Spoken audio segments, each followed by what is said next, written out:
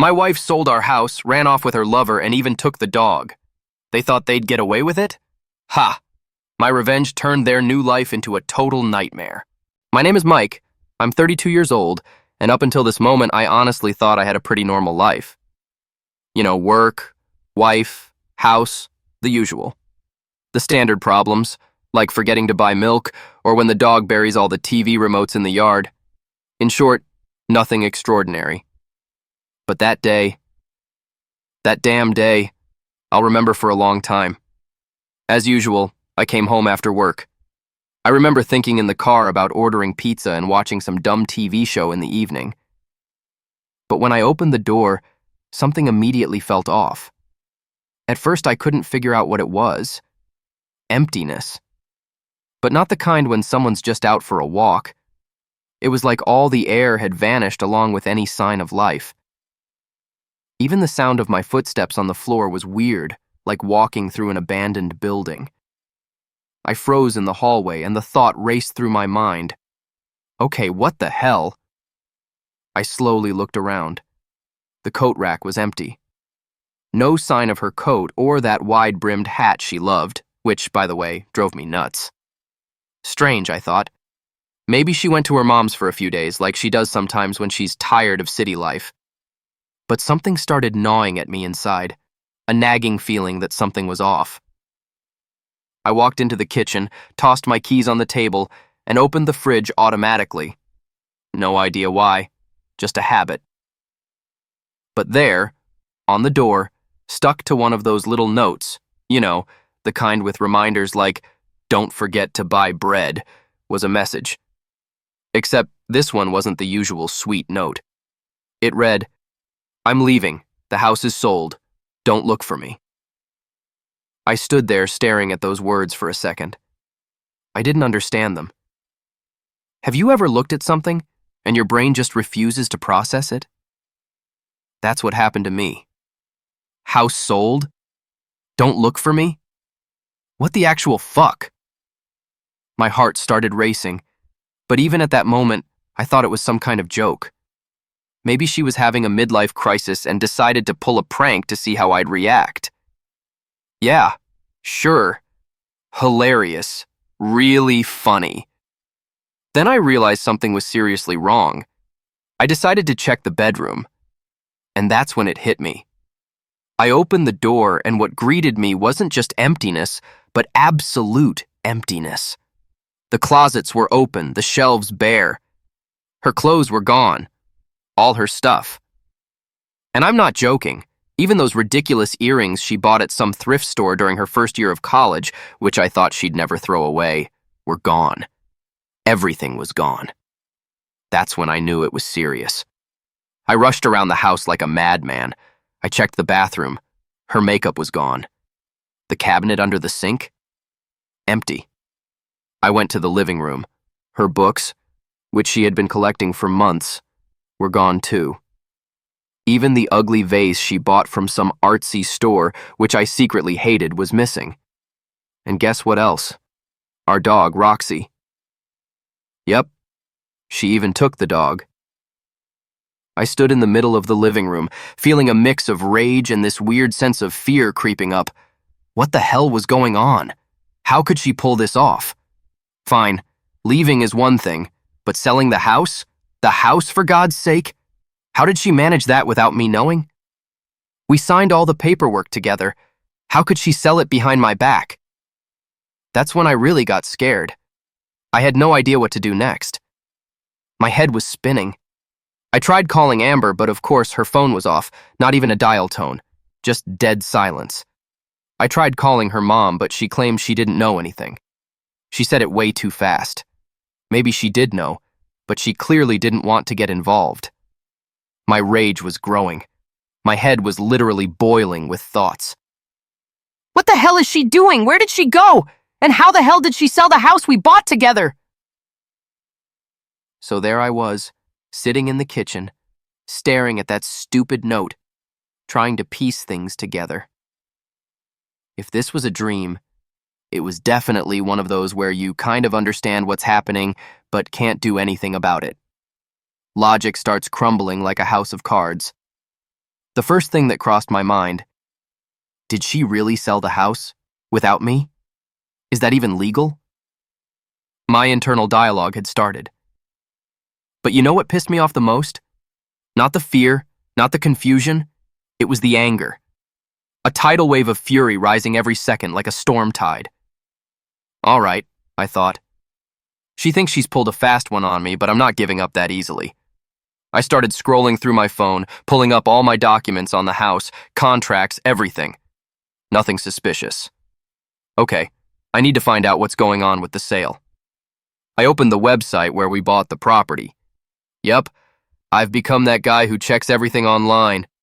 But what else could I do? And then my jaw literally dropped. In black and white, our house had been sold, officially. There was the sale date and even the price she sold it for. And you know what? She sold it below market value. Seriously? She couldn't even sell it properly without losing money? I felt my fists clench. My heart was pounding in my throat like I'd just run a marathon. I tried to breathe, but it came out too fast. I could feel the rage building inside me. Just sit and wait? Hell no. I immediately called the real estate agency. Of course, no one picked up right away. It was Friday evening after all, and who wants to work on a Friday night? After what felt like an eternity, about 10 minutes later, I finally got through to some manager. And that's when things got interesting. Yeah, good evening. Could you explain to me how the hell my house was sold without my consent? I jumped straight to the point, not even bothering to consider that the manager probably wouldn't appreciate my tone. There was a slight pause, and then the guy, in this annoyingly calm voice, replied, "I'm sorry, sir, but all the documents were in order. We have your signature and your wife's signature. Everything was done legally. The house has been officially sold." Signature? What signature?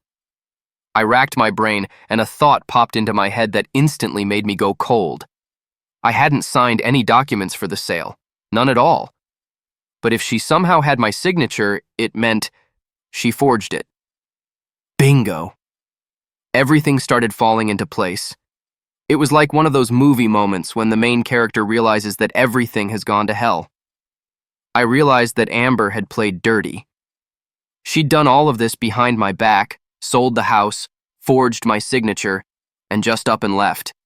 And it wasn't just that she ran away, she took everything, including the dog. Who the hell takes the dog? That's just low. It finally hit me. She had betrayed me. Not just lied, but wiped her feet on me like I was some old doormat.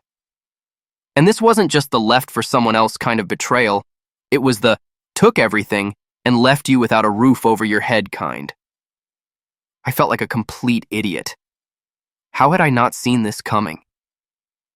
I decided to dig deeper. I grabbed my phone and started calling everyone I knew from her circle. Nobody knew anything, or at least they pretended not to. Her best friend straight up ignored all my questions. But one guy, who we'd hung out with at mutual parties, hinted that Amber had been seeing some guy named Carl, and that's when things started getting even more interesting. Okay, Carl. I knew it couldn't just be a midlife crisis. Of course, there had to be some Carl. The second I heard that name, I knew this wasn't some old friend or work buddy. No, this was the guy behind all the chaos. But who was Carl, and where did he come from? And more importantly, how long had this been going on? I couldn't just sit and do nothing. Yeah, my life had just collapsed, but that didn't mean I was going to wait around to get steamrolled.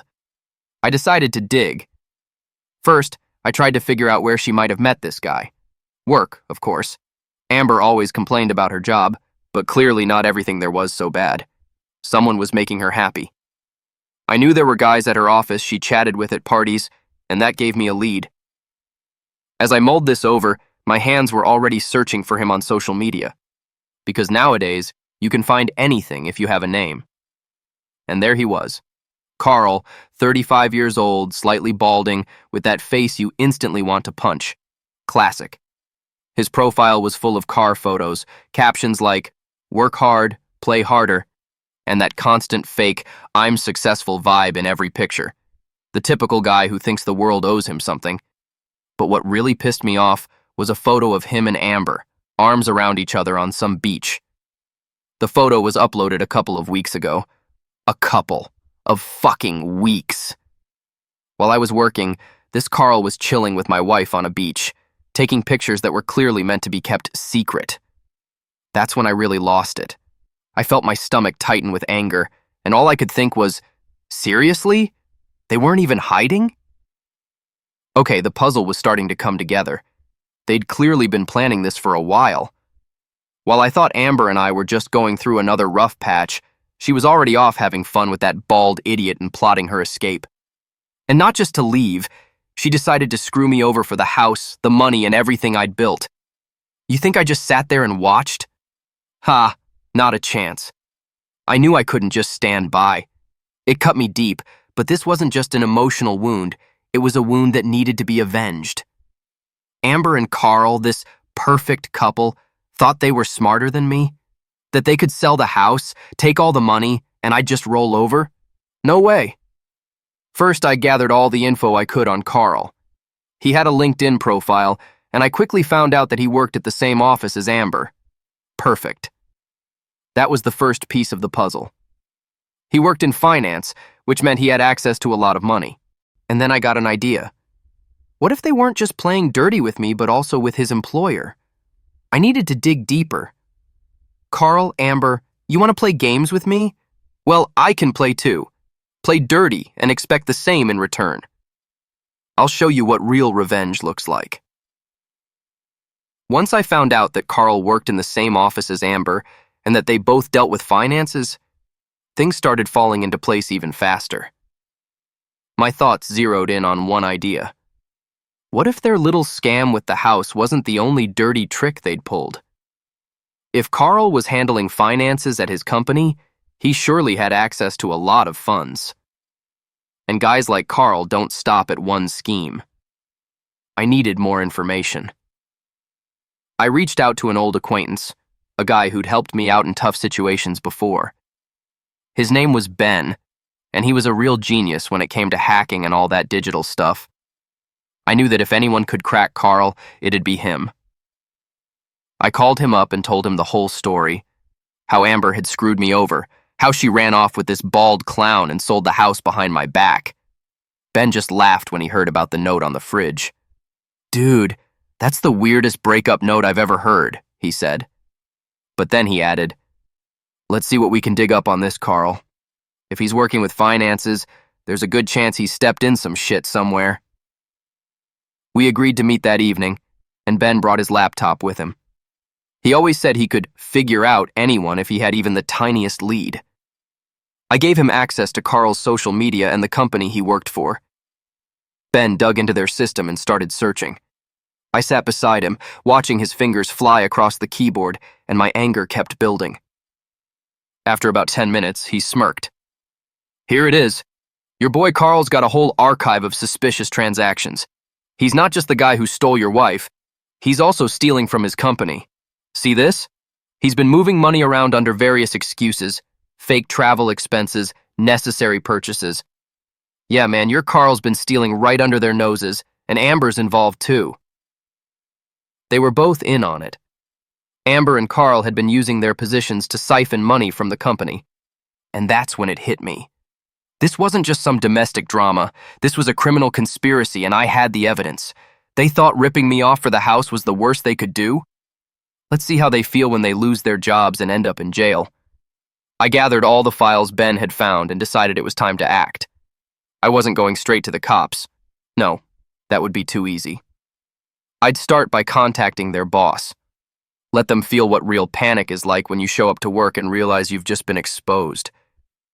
They definitely weren't expecting their little money siphoning scheme to blow up in their faces. They thought they could scam me, sell the house, and ride off into the sunset with stolen money. But here's what they didn't count on. I'm patient, and I strike at just the right moment. And that moment was coming sooner than they thought. After collecting all the evidence of their shady dealings, I was filled with anticipation. Honestly, I hadn't felt such a rush in a long time. It's like adrenaline. First, it takes over, and then it just won't let go.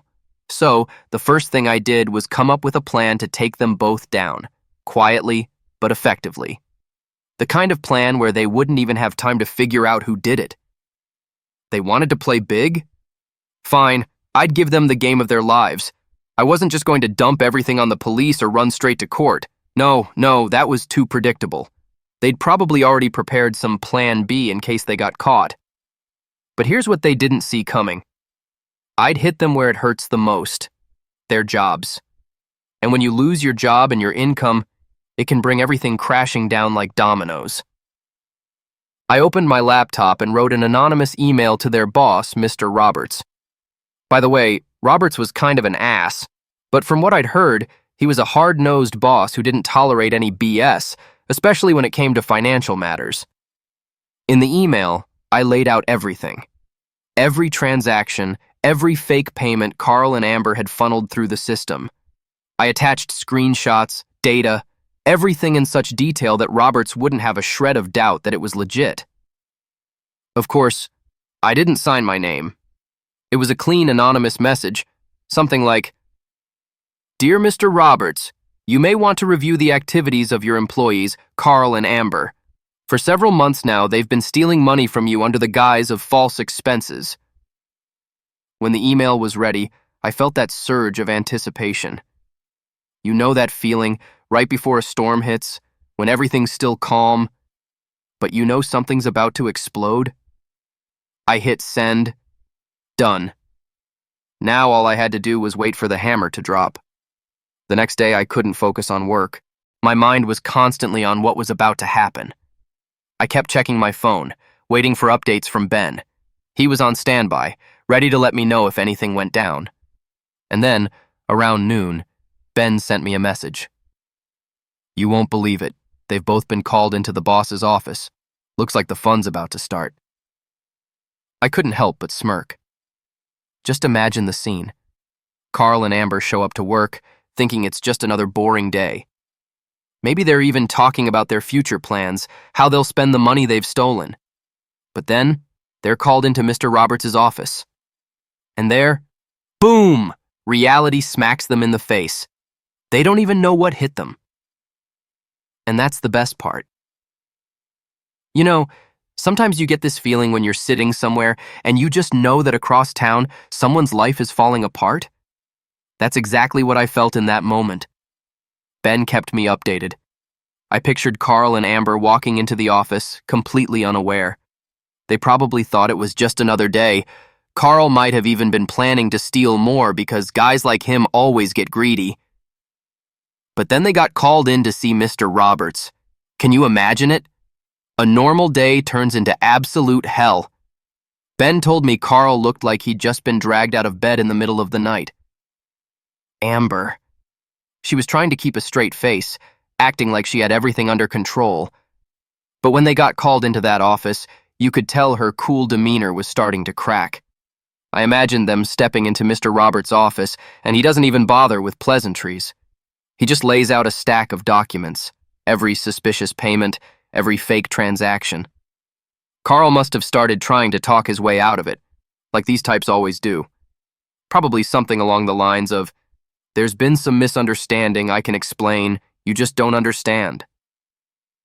But Roberts wasn't there to talk.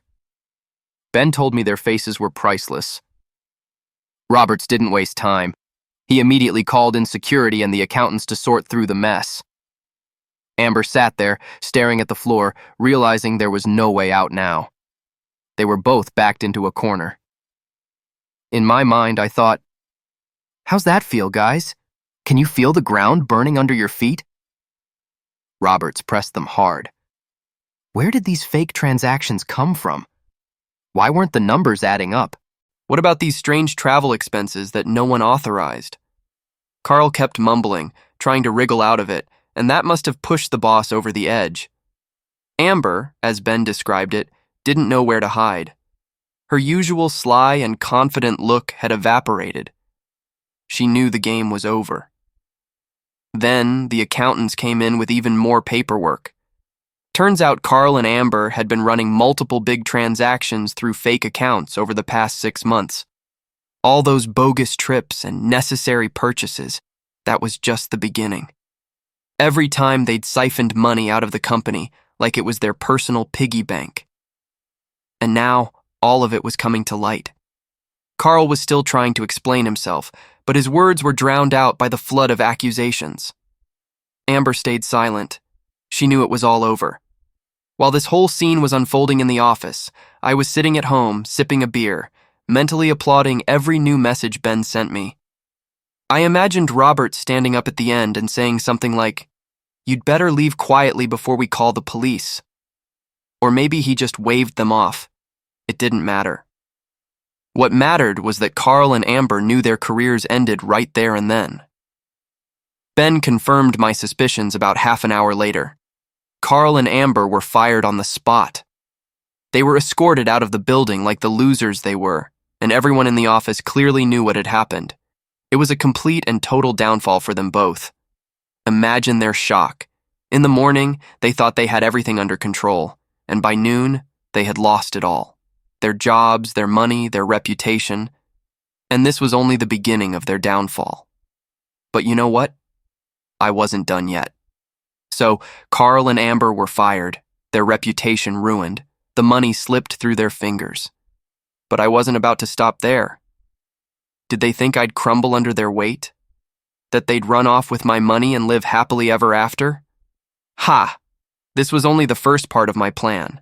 I was going to make their lives a living hell. You think losing a job is rock bottom?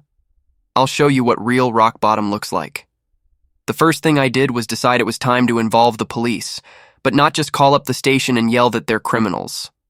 No, I needed to do this by the book. I gathered all the documents Ben had helped me collect, all the dirty transactions, the fake accounts. But I had one more card up my sleeve. Amber had forged my signature when she sold the house. Yeah, she really thought she'd get away with that, but not on my watch. Forging a signature. That's a crime in itself. My revenge needed to be perfect, so I decided it was time to report her to the police. I got in touch with a lawyer, explained the whole situation, and prepared a formal complaint. He was shocked when he heard Amber had sold the house behind my back. But when I told him about the forged signature, he said we could take this so far that she wouldn't just be out of a job, she'd be out of her freedom. Amber had no idea what she was in for when she decided to forge those documents. It was a serious crime, and she was going to face serious consequences. While the paperwork was being finalized, I decided to sit back and enjoy the moment. I knew the arrest was coming soon, and I imagined the scene, police barging into their new apartment and slapping cuffs on them. Did they think they'd gotten off with just being fired? Ha! No, this wasn't over yet. And then, the day came when I filed the police report. They accepted my case about the forged signature and started an investigation. It was only a matter of time. I knew they'd track down Amber and Carl, and I kept getting updates from Ben. He was my eyes and ears in this whole thing. We even made a bet on how long it would take before they were arrested. A couple of days later, Ben sent me another message. "You won't believe this. The cops just showed up at their place. Looks like the fun's about to start." This was getting real. The police were on it. I pictured the scene. Carl and Amber sitting in their apartment, trying to piece their lives back together after being fired, thinking the worst was behind them, when there's a knock on the door. Carl opens it, and there are the cops, and that's when their confidence completely crumbles. Amber probably tried to explain something, but the cops didn't care about her excuses. She was already on their radar. Forging documents is no joke. The police don't mess around with that stuff. They took both of them in for questioning, and now, it wasn't just about being fired, it was about serious criminal charges. Carl was questioned separately, but the most interesting part was with Amber. She tried to play her usual game. I didn't know, I was just signing papers. But the cops were persistent. They knew there was a whole trail of fraud linked to her, and now, she was right where she belonged, in a police station, with the threat of jail time looming over her. When I found out they'd both been detained, I felt a mix of satisfaction and relief. My revenge was nearing its completion. They thought they could rip me off? Now they were sitting in a police station, and this was just the beginning of their long fall. When I heard that Carl and Amber were now sitting in a police station, I knew my revenge was finally nearing its end. It felt like a massive weight had been lifted off my shoulders. Everything I'd planned had come together perfectly. Carl and Amber thought they could screw me over, sell my house behind my back, and erase themselves from my life to start fresh. But they didn't count on the fact that I'm not the type to just sit back and let it happen. No, this was a game of survival, and I had won. A few days after their arrest, I received an update from my lawyer.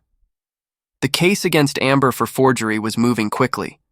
The evidence was rock solid: my signature on the documents, the financial fraud, and the fact that she had sold the house without my consent. This wasn't just a legal violation, it was a one-way ticket to prison. Carl wasn't far behind. His financial schemes at the company hadn't gone unnoticed. Both of them were headed for trial, and I couldn't wait to see how they'd try to wriggle out of this one. I remember the day of the trial. Of course, I showed up with a grin on my face, and no one could blame me.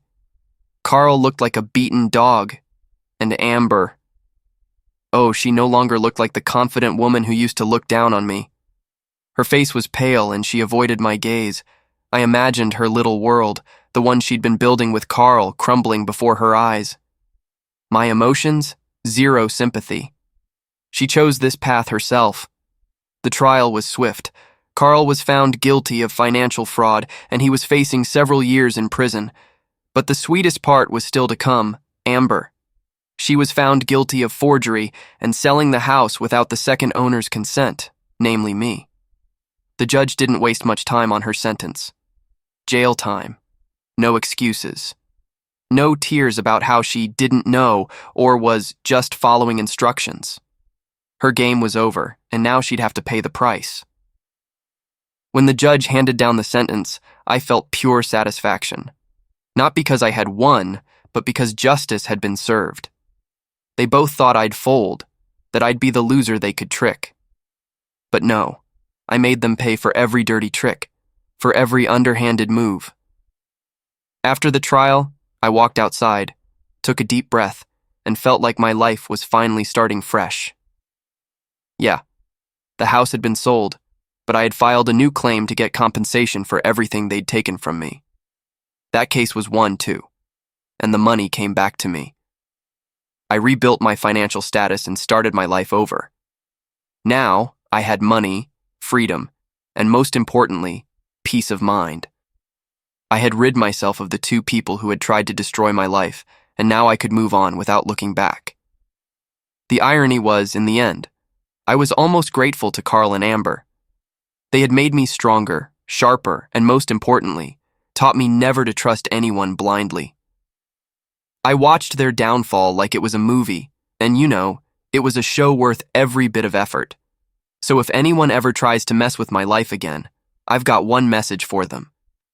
Don't even try. I'll make your life a living hell, and you won't even know what hit you.